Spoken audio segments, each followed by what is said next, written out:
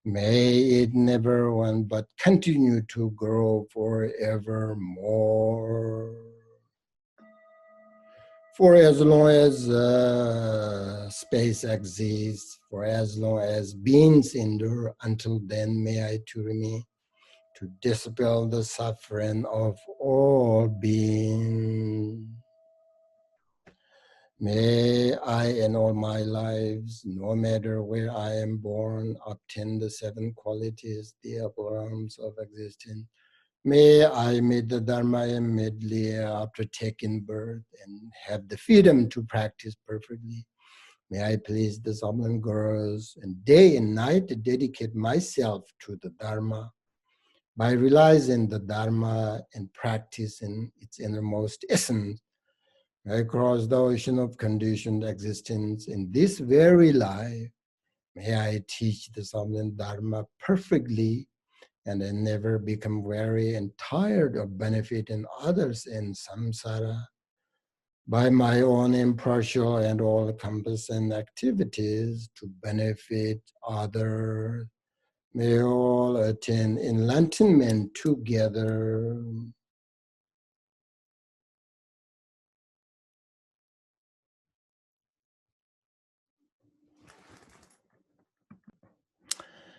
That's all. Thank you very much.